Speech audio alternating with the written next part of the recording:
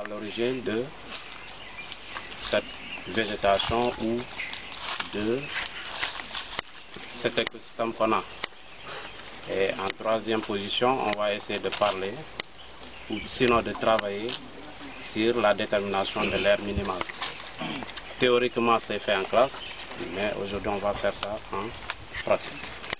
Donc, on va s'orienter, on va orienter notre site par rapport à notre établissement. Donc, c'est un cours qui est interactif. Je pose des questions, on répond et on résume. OK? Donc, l'orientation. On veut situer le lieu de la sortie. Ici. Si on veut dire, ouais. Au sud-est. Ouais. Le lycée est là-bas. N'est-ce pas? Sud. On est au sud, sud-ouest.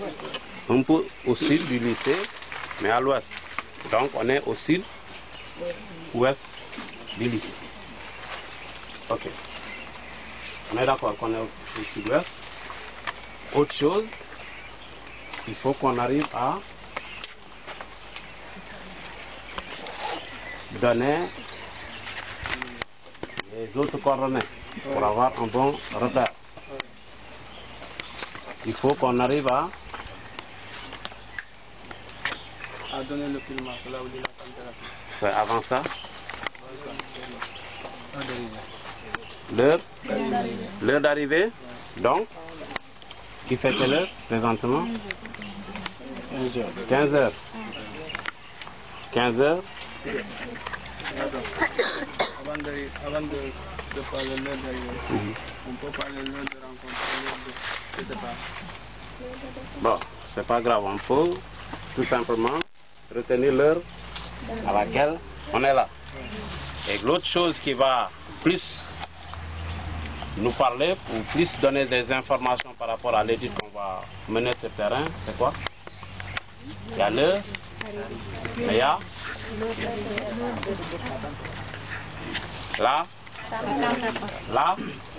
date. Donc, il faut qu'il y ait la localisation du milieu, la date et l'heure à laquelle on a mené l'activité. Pourquoi on doit connaître ces éléments? Pourquoi on doit connaître ces éléments? Pourquoi on doit connaître le milieu? Localiser le milieu géographiquement, oui. Pour pouvoir mentionner l'heure du compte rendu. Oui. Est-ce que le compte rendu est seulement destiné à vous-même? Donc c'est un travail que vous allez produire et peut-être que quelqu'un d'autre peut tomber sur ce travail. Et donc, il doit avoir des informations qui lui montrent que à telle zone, on peut avoir telle espèce, telle espèce, telle espèce, telle organisation au niveau végétal, mais aussi au niveau animal. Et donc, c'est à quelle période de l'année? C'est pour cela qu'il faut la date. À cette période, on voit les manguiers qui fleurissent en groupe de...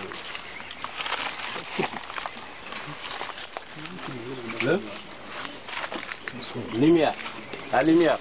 Vous prenez la température et la lumière, ça forme quoi? C'est le climat. Donc, il va falloir étudier les conditions climatiques. Ensuite, qu'est-ce qu'il faut connaître?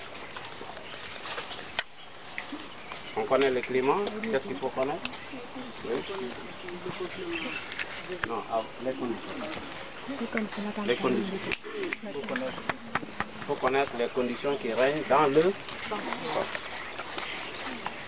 Vous voyez, la plupart sont des végétaux. Les végétaux sont fixés sur le sol. Et donc, s'il y a un certain équilibre entre les végétaux et les conditions du sol et le climat, c'est pour cela qu'on a cette végétation. Et donc, si on prend le climat comme premier cas, au niveau des conditions du milieu, quels sont les facteurs qui influent le climat? On va étudier d'abord la température, le vent, l'humidité.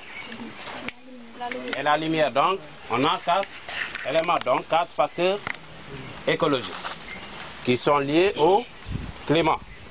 Donc, facteur climatique plus facteur lié au sol qu'on appelle facteur édaphique. Les deux forment ce qu'on appelle les facteurs abiotiques, les facteurs qui ne sont pas liés à la vie. Donc, facteurs abiotiques. Par opposition aux autres facteurs qui sont liés à la vie, qu'on appelle facteurs biotiques. Donc, ici, présentement, quelle est la température qu'il fait? Quelle température? La température est de 27 degrés Celsius. Il précise, hein, 27 degrés Celsius. Comment tu as fait pour...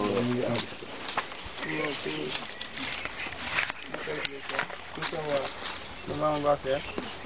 Il faut qu'on délimite le climat. La température. Oui. C'est quoi la température? Qu'est-ce que la température? La température, c'est la sensation. Bonsoir, nous sommes avec le site internet du lycée de Kouvalan. Ce soir, nous on s'est déplacé avec la seconde LA et la seconde LB pour une sortie écologique. Cher professeur, je voudrais savoir à quoi sert, du moins, que signifie sortie écologique? Penseur. Donc la sortie écologique, c'est une sortie qui permettra maintenant aux élèves de comprendre les conditions dans lesquelles ces êtres vivants ou bien ces êtres vivants, animaux et végétaux, ont dans leur milieu. Merci. Aujourd'hui, par exemple, quelle est l'importance de cette sortie écologique par rapport à nos élèves? Qu'est-ce qu'aujourd'hui les élèves peuvent gagner aujourd'hui après, par exemple, cette sortie écologique? Donc à partir de cette sortie écologique, ces élèves peuvent savoir maintenant les différents milieux dans lesquels ces êtres vivants peuvent vivre et en même temps déterminer les adaptations et les conditions dans lesquelles ces êtres vivants peuvent vivre. Techniquement, en quoi consiste une sortie écologique? J'ai vu des cordes, un petit matériel. Techniquement, à quoi ça va servir tout ce matériel? Bon, techniquement, il s'agit maintenant de délimiter une surface pour aussi prétendre délimiter une surface minimale dans laquelle on va trouver le maximum d'êtres vivants, ou bien la totalité des êtres vivants. Après la sortie, en fait, y a-t-il quelque chose encore à faire au niveau des élèves ou au niveau des professeurs? Bon, après juste la sortie, les élèves sont censés faire un compte rendu de la sortie pour dire les différents éléments étudiés au niveau de la sortie. Est-ce que ça sera noté? Bien sûr. Et je vois par exemple, malheureusement, en ce qui concerne ces deux classes de seconde L, si je sais que par exemple la seconde LB prend à peu près 70 élèves, on voit qu'il y a beaucoup d'absents. Qu'est-ce qui s'est passé? Une mauvaise, comment on dit ça, les élèves n'étaient pas informés ou je ne sais pas. Parce que tout simplement, des fois, il y a des élèves qui ont l'habitude de recopier ce que leurs camarades ont déjà fait au niveau de la sortie. Et ça aussi, on va prendre compte de ça, parce qu'à la fin, on fera l'appel. Celui qui sera absent, forcément, aura une pénalité. D'accord, merci. Alors, je demande aux élèves, en fait, s'il y a un qui veut parler, pensez-vous avoir appris quelque chose de nouveau aujourd'hui? On a appris quelque chose de nouveau, c'est les manger. Moi, j'ai jamais su que la veille, une zone importante dans la fécondation des mangues. C'est très important pour moi de savoir aussi. Merci. Notre élève, qui pense qu'avoir gagné aujourd'hui quelque chose de plus? Moi, j'ai gagné beaucoup de choses parce que, d'après moi, je n'ai jamais une fois à savoir que le sol a la température. Oui. Je n'ai jamais aussi découvert que, oui, sans la température, on peut avoir la température exacte ou peu exacte. Donc, merci, chers collègues, merci, chers élèves. Merci beaucoup.